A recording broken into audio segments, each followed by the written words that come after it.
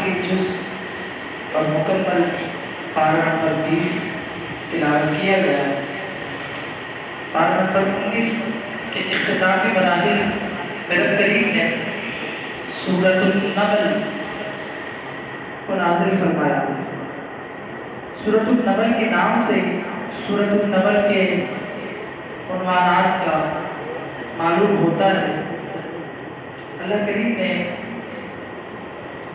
بڑا خوبصورت عنوان اپنے اس پیارے کلام میں نازل فرما کر اپنے نبی حضرت سلیمان علیہ نبینا وعلیہ السلام کی شان اور عظمت کو بیان فرما دیا۔ نمل کا معنی ہوتا ہے چیونٹی، کیونکہ اس سورہ مبارکہ میں کثرت سے جو ہے وہ چیونٹی کا تذکرہ ہے اور حضرت سلیمان علیہ السلام کے دور کی باتیں ہیں، تو اسی لیے مفسرین نے جو ہے وہ سورۃ النمل سے اس کو تعبیر فرمایا۔ سورہ نمل میں اللہ کریم نے حضرت سلیمان علیہ السلام کے واقعے کو رسوخ کے ساتھ بیان فرمایا۔ حضرت سلیمان یہ اللہ تبارک و تعالیٰ کے نبی علیہ السلام ہیں اور نبی ہی کے شہزادے ہیں۔ حضرت سلیمان حضرت داؤد علیہ نبینا وعلیہ السلام کے شہزادے ہیں اور آپ کی خصوصیت ایک یہ بھی ہے کہ اللہ کریم نے آپ کو نبوت کے ساتھ ساتھ ایک وقت یعنی ایک ہی وقت میں نبی بھی تھے اور ایک ہی وقت میں اللہ کریم نے پوری دنیا پر حکومت عطا فرمائی تھی۔ اللہ کریم نے اتنی بڑی سلطنت آپ کو عطا فرمائی اور آپ کی سلطنت کا ایک اور امتیازی پہلو تھا اور ایک اور زبردست انداز تھا، وہ یہ تھا کہ صرف آپ کی سلطنت انسانوں پر نہیں تھی بلکہ آپ کی سلطنت جنات، حیوانات، چرند پرند تمام لوگوں پر، تمام مخلوقات پر آپ حکومت کیا کرتے تھے، یہاں تک کہ جنات وغیرہ بھی آپ کے تابع تھے۔ کسی کی ضرورت نہیں ہوتی تھی کہ وہ آپ کے حکم میں دم مار سکے، آپ کا حکم سب کی سلاخوں پر ہوا کرتا تھا۔ تو آپ کے دور میں بڑا ایک خوبصورت چیونٹی والا واقعہ رونما ہوا، وہ کچھ اس طرح ہے۔ اللہ کریم نے قرآن پاک میں اس کو واضح فرمایا۔ اللہ نے فرمایا وَلِسُلَيْمَانَ الرِّيحَ غُدُوُّهَا شَهْرٌ وَرَوَاحُهَا شَهْرٌ وَأَسَلْنَا لَهُ عَيْنَ الْقِطْرِ وَمِنَ الْجِنِّ مَن يَعْمَلُ بَيْنَ يَدَيْهِ بِإِذْنِ رَبِّهِ وَمَن يَزِغْ مِنْهُمْ عَنْ أَمْرِنَا نُذِقْهُ مِنْ عَذَابِ السَّعِيرِ يَعْمَلُونَ لَهُ مَا يَشَاءُ مِن مَحَارِيبَ وَتَمَاثِيلَ وَجِفَانٍ كَالْجَوَابِ وَقُدُورٍ رَاسِيَاتٍ۔ اللہ کریم نے پارہ نمبر 19 کے سورہ نمل کی آیت نمبر 12 اور 13 میں اس کو کوٹ فرمایا، پھر مزید آگے اس کا تذکرہ چلا، ترجمہ اور سلیمان کے بس میں ہوا کر دی، اس کی صبح کی منزل 1 مہینے کی راہ اور شام کی منزل 1 مہینے کی راہ، اور ہم نے اس کے لیے پگھلے ہوئے تانبے کا چشمہ بہایا، اور جنات میں سے وہ جو اس کے آگے کام کرتے اس کے رب کے حکم سے، اور جو ان میں ہمارے حکم سے پھرے ہم اسے بھڑکتی آگ کا عذاب چکھائیں گے، اس لیے اس کے لیے بناتے جو وہ چاہتا، اونچے اونچے محل اور تصویریں اور بڑے حوضوں کے برابر لگن اور لنگردار دیکھیں۔ پھر فرمایا حتی اذا اتوا علی باب النمل قالت النملة یا ایھا النمل ادخلوا مساکنکم لا یحطمنکم سلیمان وجنودہ وهم لا یشعرون۔ فرمایا یہاں تک کہ جب چیونٹیوں کے پردانے پر حضرت سلیمان آئے، ایک چیونٹی بولی، اے چیونٹیوں اپنے گھروں میں چلی جاؤ، تمہیں کچل نہ ڈالے سلیمان اور ان کے لشکر بے خبری میں۔ جب یہ گفتگو ہوئی نا، حضرت سلیمان اپنے لشکر کے ساتھ ایک دورے سے آ رہے تھے، تو حضرت سلیمان علیہ السلام ابھی کافی دور تھے، 3 میل کی دوری پر آپ کا لشکر اور آپ اتنی وسعت و وساطت جو ہے وہ مسافر تھی۔ تو حضرت سلیمان علیہ السلام کو اللہ کریم نے بڑی طاقت عطا فرمائی ہوئی تھی. آپ کی قوت سماعت کا عالم یہ تھا کہ 3 میل دور سے آپ نے اس چونٹی کی ایک خوبصورت گفتگو سماعت کر دی. چونٹیاں چہل پہل کر رہی تھی, چل پھر رہی تھی. تو چونٹی تو بڑی معمولی سی چھوٹی سی مخلوق ہے, نظر نہیں آتی اگر دور سے دیکھا جائے.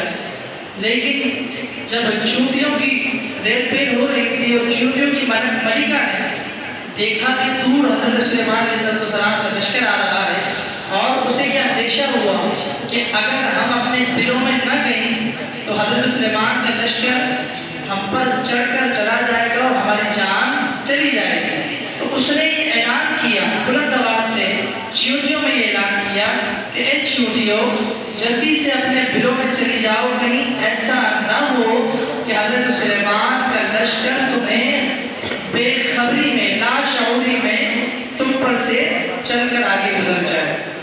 تو یہ جب آواز حضرت سلیمان کے کان میں گئی تو آپ مسکرا دیے. باقاعدہ اس مسکرانے کو بھی اپنے قرآن میں فرمایا فَتَبَسَّمَ ضَاحِكًا مِّن قَوْلِهَا, فرمایا کہ اس کی بات سن کر مسکرا کر ہنسا. یعنی حضرت سلیمان علیہ السلام نے جب چونٹی کی بات سنی تو آپ کو اتنی پسند آئی کہ آپ جو ہے وہ لذت کی وجہ سے, اس کی پسندیدگی کی وجہ سے آپ مسکرانے لگ گئے. فرمایا کہ چونٹی کی آواز 3 میل کی دوری سے سن لی. یہ حضرت سلیمان کا معجزہ تھا, اور اس سے معلوم ہوا کہ حضرات انبیاء کرام علیہ السلام کی بصارت و سماعت عام انسانوں کی بصارت و سماعت کے مقابلے میں کروڑوں گنا بڑھ کر ہوتی ہے.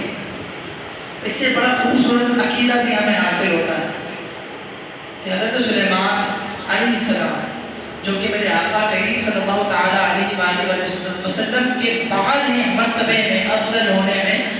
انبیاء کرام کے جیسے حضرت ابراہیم علیہ السلام, حضرت موسیٰ علیہ السلام, حضرت عیسیٰ علیہ السلام, ان کے بھی بعد ہیں مرتبے میں. لیکن آپ کے کمال کا عالم یہ ہے کہ 3 میل دور چونٹی کی آواز کو بھی آپ نے سماعت کر لیا. تو آج کا وہ امتی جو حضور علی صاحب السلام پر محبت اور شوق کی وجہ سے روئے زمین پہ بیٹھ کر کسی بھی خطہ عرض پر حضور کی جناب میں درود بھیجے گا تو میرے آقا کیسے نہیں سماعت کریں گے. یہ ہمارا عقیدہ ہے الحمدللہ. اور حضور کو یہ کمال رب کی عطا سے حاصل ہے. اب حضرت سلیمان ایک چونٹی کی آواز سن سکتے ہیں تو ایک انسان کی آواز میرے آقا کیوں نہیں سن سکتے. جیسا کہ میں نے پچھلے دنوں بھی ایک حدیث پاک کے ذریعے اسی عقیدے کو واضح کیا تھا کہ حضور کی مبارک قبر انور پر جو مقرر فرشتہ ہے اس کو اللہ نے اتنی طاقت دی ہے کہ وہ تمام روئے زمین والوں کے نام, ان کے باپ کے نام کے ساتھ جانتا ہے. اور نہ صرف اس کے علم کا یہ عالم بلکہ اللہ کریم نے اسے ایسی قوت سماعت عطا فرمائی ہے کہ جہاں کہیں دنیا میں روئے زمین پر حضور کریم علیہ السلام کی بارگاہ میں کوئی شخص محبت کے ساتھ درود و سلام بھیجتا ہے تو فرشتہ اس کی آواز کو بھی سن لیتا ہے, اس کے نام کو بھی پہچان لیتا ہے, اور اس کا نام اس کے باپ کے نام کے ساتھ حضور کی بارگاہ میں پیش کر دیتا ہے. اور فرشتہ کیوں مقرر ہے؟ خدمت کے لیے. کس کے لیے؟ خدمت کے لیے. ہم گھر میں کبھی نوکر رکھتے ہیں, جس کو رب نے اتنا عطا فرمایا ہے گھر میں نوکر چاہ کر رکھنے کی حیثیت ہوتی ہے, تو نوکر جس کو رکھا جاتا ہے تو مجھے بتاؤ نوکر افضل ہوتا ہے یا مالک؟ ابھی مرتبے کی بات نہیں ہو رہی, مالی اعتبار سے بات کر رہا ہے. مالک افضل ہوتا ہے تبھی تو نوکر رکھا جاتا ہے کہ بھائی تو نے میری خدمت کرنی ہے کیونکہ تو مجھ سے کم تر ہے. تو خدمت گزار ہوتا ہی وہ ہے جو آقا کے تابع ہو, آقا کے ماتحت ہو, مرتبے میں کم ہو. ایک فرشتے کی کمالیت کا عالم یہ ہے کہ وہ دنیا والوں کے نام بھی جانے, دنیا والوں کی آوازوں کو بھی پہچان لے, سن بھی سکے.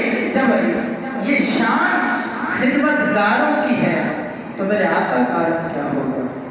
کسی کہنے والے نے بھی کتنا خوبصورت جملہ کہا کہ چاہے تو اشاروں سے کایا ہی پلٹ دے دنیا کی. یہ میرے آقا کی طاقت ہے. چاہے تو اشاروں سے اپنے کایا ہی پلٹ دے دنیا کی. یہ پاک جیسا مرتبہ. آپ چاہیں تو بستی پلٹ دیں، پلٹ نہیں دی تھی حضرت لال شہباز قلندر نے، اب بھی موجود ہے، پوری بستی کو الٹ دیا. اشارہ کرے تو کایا پلٹ دیں. کہا چاہیں تو اشاروں سے اپنے کایا ہی پلٹ دیں دنیا کی. یہ شان ہے ان کے غلاموں کی،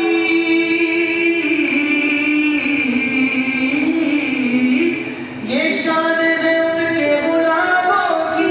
سرکار کا عالم کیا ہوگا، سرکار کا عالم کیا ہوگا. یہ میرے آقا کی شان ہے. حضرت سلیمان اتنی دور سے چونٹی کی آواز سن سکتے ہیں، تو میرے آقا اپنے مزار اندر میں رہتے اپنے امتی کے دل کی آواز کو سن لیا کرتے ہیں. پھر آگے حضرت سلیمان کے مزید واقعے کو بیان کرتے ہیں. اتنا شاندار واقعہ، مختصر خلاصہ عرض کروں گا. آپ کے پاس ایک پرندہ تھا جس کا نام تھا ہدہد. کیا نام تھا؟ ہدہد.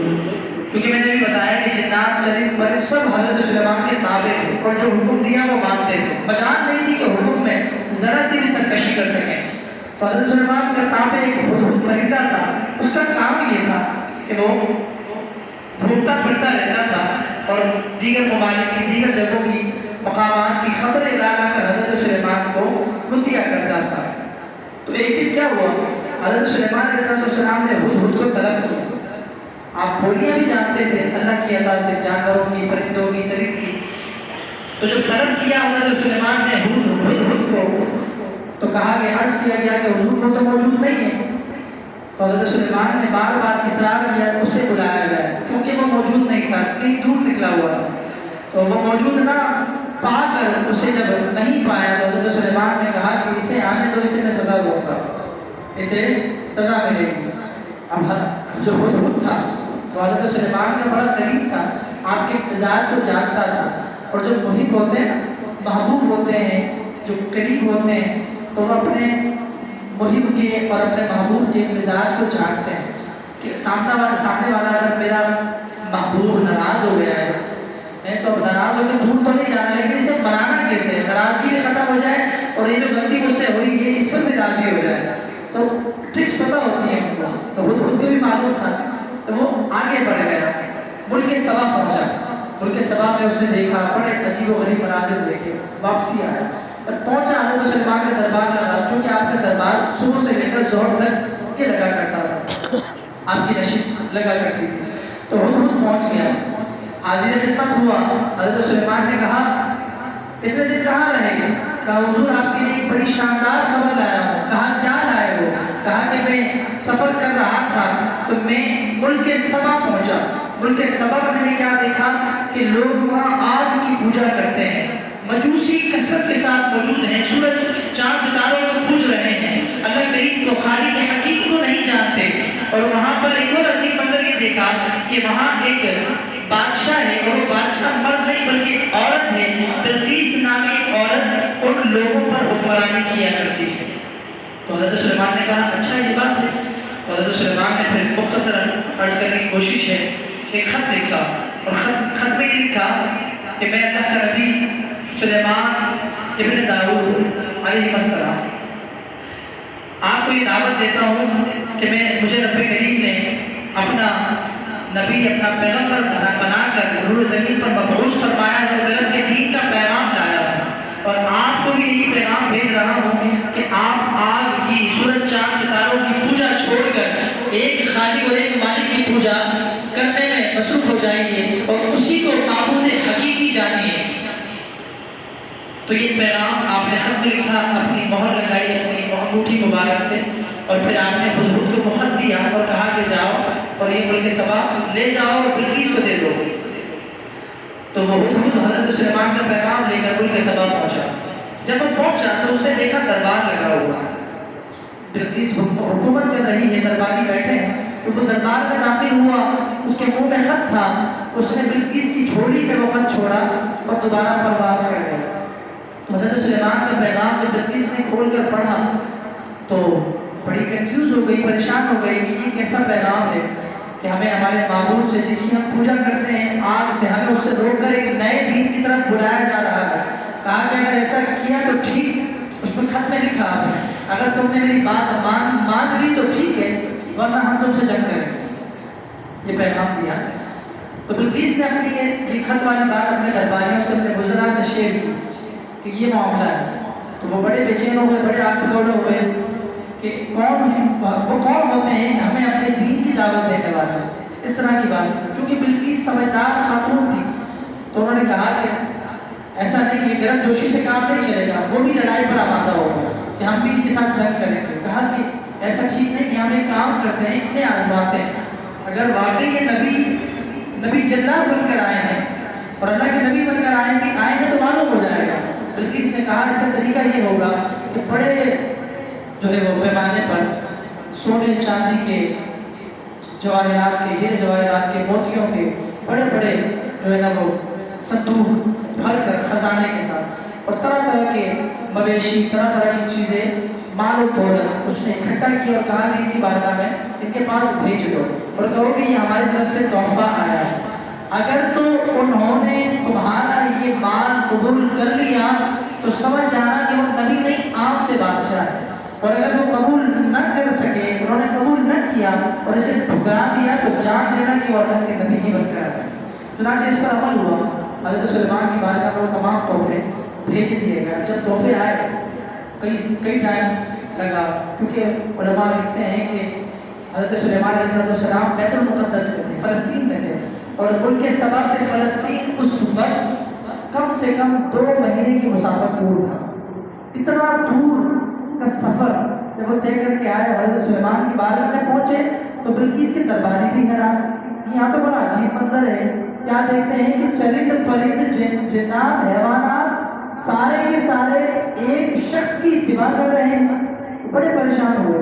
اصل تو وہی حضرت سلیمان کی شخصیت اور آپ کی اعلیٰ مرتبیت کا ان کے جو ہے وہ ذہنوں میں راسخ ہو چکا تھا، متاثر وہ پہلے ہی ہو چکے تھے۔ دربار میں پہنچے، کہا کہ بلقیس کی جانب سے یہ تحفے آئے ہیں۔ حضرت سلیمان نے کہا کہ میں نے پیغام دیا تھا کہ میں رب کا حقیقی پیغمبر اور نبی بن کر آیا ہوں اور رب کے دین کا پیغام لایا ہوں، ان تحفوں سے مجھے کوئی سروکار نہیں، اگر ہمارے دین کی اتباع کرتے ہو تو ٹھیک، ورنہ ہم تم سے جنگ کریں گے، یہ تحفے واپس لے جاؤ۔ چنانچہ وہ درباری ویسے ہی واپس لوٹ جاتے ہیں، بلقیس کے پاس پہنچتے ہیں۔ جب بلقیس دیکھتی ہے بڑی حیران رہ جاتی ہے کہ ہو نہ ہو یقیناً کوئی اس کے اندر راز ہے کہ تمام تحفے واپس کر دیے گئے، ورنہ اتنا مال و دولت کوئی انسان نہیں واپس بھیج سکتا۔ بلقیس نے اپنے درباریوں سے مشورہ کیا کہ اب جنگ کرنے سے پہلے ایک اور چیز پر عمل کیا جائے، اس کے بعد ہم جو ہے وہ جنگ کے لیے تیار ہو جائیں گے۔ کہا کہ میں خود جاتی ہوں اور وہاں جا کر ان سے بات کرتی ہوں، اگر تو مسئلہ حل ہو گیا تو ٹھیک ہے، ورنہ پھر جنگ ہوگی، مد مقابل ہوں گے۔ تو بلقیس وہاں سے چلی، اور بلقیس کے بارے میں علماء نے لکھا کہ جس تخت پر یہ بیٹھ کر حکومت کرتی تھی نا، وہ تخت کوئی معمولی تخت نہیں تھا، 60 گز لمبا اور 80 گز چوڑا۔ وہ تخت اتنا عظیم و شان کہ 60 گز لمبا اور 80 گز چوڑا، اور ہیرے جواہرات سے لدا ہوا تخت تھا، اور اتنا بھاری بھرکم وہ تخت تھا کہ اگر 70 افراد مل کر بھی اس تخت کو اٹھانا چاہے تو ہلا بھی نہ پاتا۔ تو اتنا عظیم و شان وہ تخت تھا جس پر بیٹھ کر بلقیس حکومت کرتی تھی۔ تو اسے نے وہ تخت محل کے ایک کمرے میں بند کر دیا، اس کے بعد اسے تالا لگا دیا، اور وہ محل کا جو کمرہ تھا نا، وہ کمرہ 7 کمروں کے اندر جا کر آیا کرتا تھا، خفیہ کمرہ۔ 7 کمروں میں اس تخت کو بند کیا، ہر کمرے میں تالا لگایا کہ یہ تخت بڑا عظیم و شان اور بڑا مہنگا ہے، اور اس کے اوپر جو ہیرے جواہرات لگے ہوئے تھے، علماء نے لکھا کہ منقش جو ہیرے جواہرات تھے وہ نایاب اور قیمتی کہ جن کا ملنا بڑا مشکل ہوتا ہے، اتنی آسانی سے ملتے نہیں، کیونکہ یہ پہلے کے بادشاہوں کا انداز ہوتا تھا کہ جو قیمتی ہیرے جواہرات ہوتے تھے نا، تو یا تو وہ اپنے تاج میں رکھتے تھے یا پھر وہ ایسی محفوظ جگہ پہ رکھتے تھے کہ جہاں ہر کوئی جو ہے وہ عام شخصیت کا جانا نہ ہو سکے۔ 7 کمروں میں 7 تالوں میں بند کر کے بلقیس نکلی۔ میں نے کیا بتایا کتنا سفر ہے، فلسطین سے ملک سبا کم سے کم 2 مہینے کی راہ، تو وہ نکل گئی ہے۔ ادھر حضرت سلیمان کا دربار لگا ہوا اور تحفے واپس بھیج دیے۔ بلقیس کے بارے میں، وہاں کے ملک کے حالات کے بارے میں بات چیت ہو رہی ہے، تو بتایا کہ حضور ایک اور بڑی عجیب بات دیکھی کہ وہ جس تخت پر بیٹھ کر حکومت کرتی ہے وہ ایسا تخت ہے۔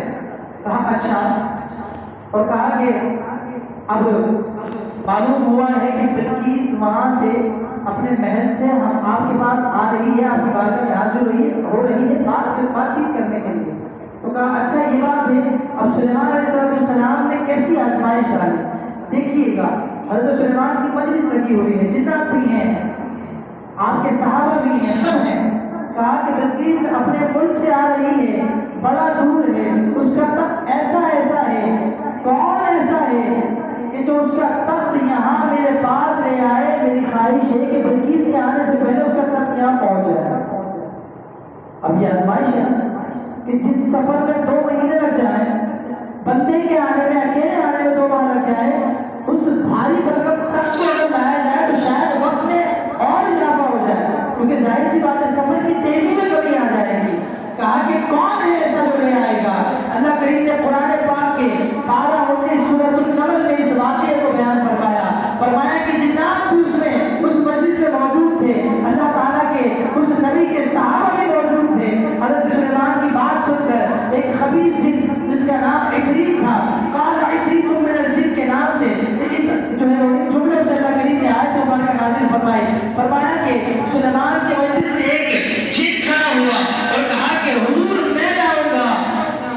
حضرت سلیمان کو کہتا ہے کہ حضور میں لے آؤں گا. اب جن کی طاقت دیکھیے گا. کہا کہ میں لاؤں گا. حضرت سلیمان نے کہا کتنی دیر میں لاؤ گے؟ کہتا ہے انا آتی کبھی قبلا. قال عفریت من الجن انا آتی کبھی ان تقوم من مقامک. کہا کہ آپ کی مجلس ختم نہ ہونے پائے گی، میں تخت لے کر آپ کی بارگاہ میں حاضر ہو جاؤں. کیا طاقت ہے جن کی! اب جن کی طاقت کا عالم یہ ہے کہ ابھی صبح سے لے کر ظہر تک مجلس لگنی ہے. حضرت سلیمان علیہ السلام اتنے وقت میں اپنی قوم کی تربیت کیا کرتے تھے. کہا کہ حضور اتنے سے عرصے میں لے آؤں گا. حضرت سلیمان فرماتے ہیں کہ اتنے عرصے میں لاؤ گے؟ جن کہتا ہے حضور اتنے عرصے میں لاؤں گا. حضرت سلیمان کہتے ہیں ٹھیک ہے، تمہاری طاقت ہے، تم اپنی طاقت کے اعتبار سے کہہ رہے ہو کہ تم لے آؤ گے، لیکن سنو مجھے اس سے بھی پہلے چاہیے، مجھے اس سے بھی پہلے چاہیے. اللہ کریم نے قرآن کریم کی پارہ نمبر 19 کی سورہ نمل میں اس واقعے کو بڑے وضوح کے ساتھ آیت نمبر 39 سے آگے سے فرماتا ہے میرا رب کہ سلیمان کی مجلس سے ایک خبیث جن کھڑا ہوا جس کا نام عفریت تھا. کہا قال عفریت من الجن انا آتیک بہ قبل ان تقوم من مقامک. فرمایا کہ اس کی مجلس سے ایک جن کھڑا ہوا اور کہا کہ اللہ کے نبی میں لے آؤں گا، آپ کی مجلس ختم نہ ہونے پائے گی، آپ کے پاس تخت حاضر ہو جائے گا. تو حضرت سلیمان نے کہا کہ اس سے بھی پہلے چاہیے. اب قربان جائیے گا اللہ تعالیٰ کے پیاروں کی کمال پر، ان کی طاقت پر. آج کچھ لوگ اعتراض کرتے ہیں نا، اگر ہم کسی خواجہ یا کسی کرامت کو، کسی ولی کی کرامت کو یا کسی نبی کے معجزے کو بیان کرتے ہیں تو پہلے کے دور میں تو حضور کے معجزوں کو ٹھکرایا گیا، آج کے دور میں اسی نسل کا اثر رہ گیا ہے. اولیاء کرام کی کرامات کو ٹھکرایا جاتا ہے. ایسے پاک قدموں کو مار کر، ٹھوکر مار کر مردہ زندہ کرتے بندے کو اعتراض ہوتا ہے. خواجہ غریب نواز منا ساگر جو ہے وہ پیالے میں بھر دیں، لوگوں کو اعتراض ہوتا ہے. وہ یہ نہیں دیکھتے کہ یہ خواجہ نے اپنے ہاتھ سے نہیں، رب تعالیٰ کی کرم اور عطا سے کیا ہے. وہ دیکھتے ہیں کہ خواجہ کر ہی نہیں سکتے اور ٹھوکر سے زندہ کر نہیں سکتے. ارے نادانو، اہل سنت کا عقیدہ ہی یہ ہے کہ اگر خواجہ غریب نواز نے انا ساگر کو پیالے میں بھر دیا ہے تو اس کا کمال رب کی عطا ہے. غوث پاک نے ٹھوکر سے مردہ زندہ کیا ہے تو وہ کمال رب کی عطا کے ذریعے ہے. اس دن بھی یہ ہوا. حضرت سلیمان نے کہا کہ مجھے اس سے بھی پہلے چاہیے. سنیے اللہ تبارک و تعالیٰ نے قرآن میں اس بات کو واضح فرمایا.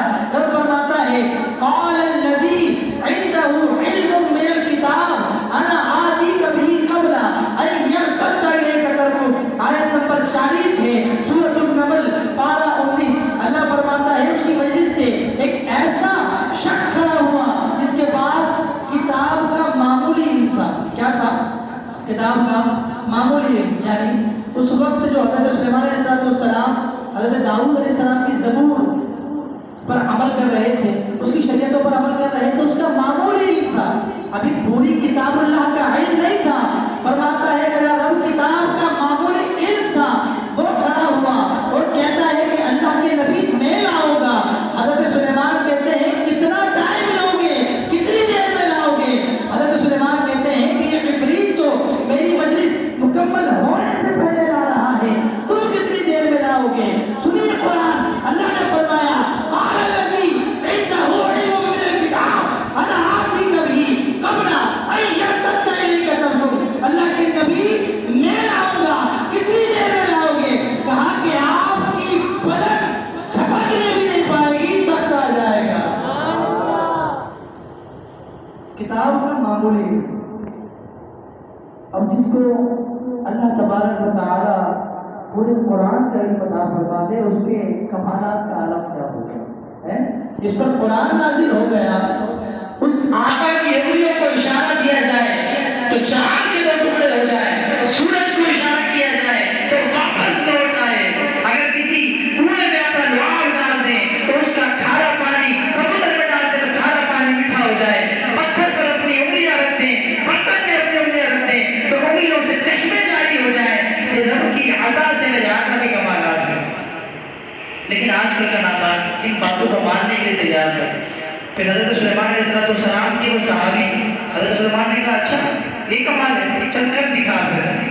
پھر علماء نے لکھا کہ حضرت ان کا نام حضرت آصف بن برقیہ تھا. کیا نام تھا؟ حضرت آصف بن برقیہ حضرت سلیمان کے صحابی تھے. مفسرین لکھتے ہیں کہ آپ کی طاقت کا عالم جانتے ہو کیا تھا؟ عالم یہ تھا کہ حضرت آصف بن برقیہ جہاں تھے وہیں موجود رہے، بیٹھے رہے، آپ نے صرف ہاتھ کو حرکت دی تک وہاں پہنچ گیا. وہ ملک سبا میں رکھا ہوا 7 تالے میں بند وہ تخت، آپ نے ہاتھ کو حرکت کی، حضرت سلیمان کی بارگاہ میں وہ تخت حاضر ہو گئے. یہ قرآن کی تفسیر پڑھ رہا ہوں، اللہ ہمیں سمجھ کی توفیق عطا فرمائے. پھر بلقیس آئی، بلقیس نے دیکھا کہ تخت یہاں موجود ہے. پھر بڑا تفصیل سے آگے واقعہ ہے، انشاءاللہ پھر کسی موقع پر جو ہے وہ کوشش ہوگی کہ بیان کیا جائے. تو قرآن واضح کتاب ہے، واضح تعلیم کر رہا ہے، لیکن افسوس کہ اس کی تعلیمات کو اپنے اپنے زاویوں کے سانچوں میں ڈھالنے والوں نے آج اپنے عقیدوں کا جو ہے وہ کمال کر دیا، برباد کر دیا اپنے عقیدے. خدا نہ قرآن کو قرآن کے اسلوب کے مطابق سمجھے. اللہ کے مقصد کو عمل کی توفیق عطا فرمائے. وآخر دعوانا الحمدللہ ببرکتہ اللہ وملائکتہ یصلون علی النبی یا ایھا الذین آمنوا صلوا علیہ وسلموا تسلیما. صلی اللہ علیہ وآلہ صلی اللہ علیہ وسلم برحمتک یا ارحم الراحمین. لا الہ الا اللہ محمد رسول اللہ.